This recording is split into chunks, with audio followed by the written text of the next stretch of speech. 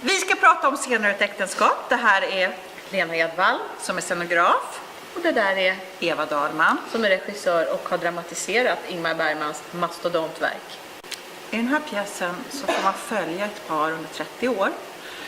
Och jag tycker att det är roligt att titta på förväntningar, tillbakablickar och att man själv har olika åldrar i sig.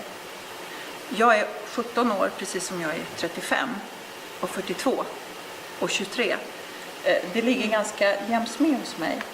Och därför så valde vi att göra den här pjäsen som i originalversion är 2 personer som håller på att skaver varandra in och ut, in och ut, in och ut. Så valde vi att ha 3 par, alltså det är 6 skådespelare. Ett yngre par, ett medelålders par och ett äldre par som spelar tillsammans, kan titta på det här från lite olika håll. Man som publik kan få se, är det någon skillnad på dem? Är man likadan? Vad är det som händer? Har det med ålder att göra eller har det med något annat att göra? Ja. Jag tror att det är stor igenkänningsfaktor. Ja, det är det verkligen. Skulle jag vilja säga. Ja. Jag tycker det finns repliker som Bergman har sagt som är...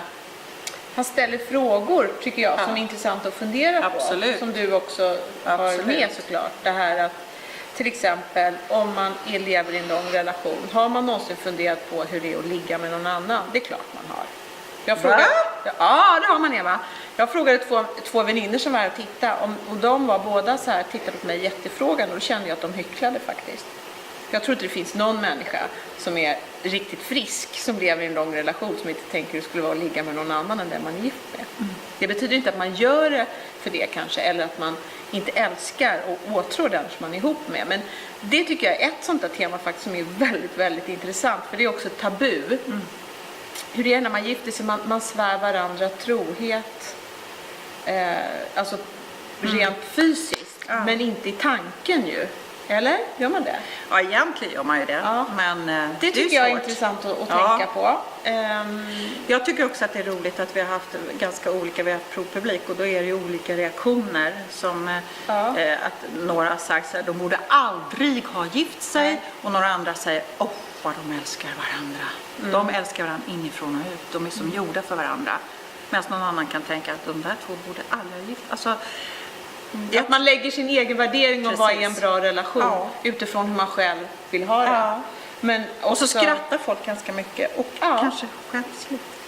En sak som vi har förändrat om man har sett tv-serien, för i tv-serien är ju mannen ond och kvinnan god eller ett offer, hur man nu ser det. Det är helt förändrat i vår version. Det finns ingen ond och det finns ingen god. Utan det har vi ändrat på. Och hur vi har ändrat på det får ni se om ni kommer.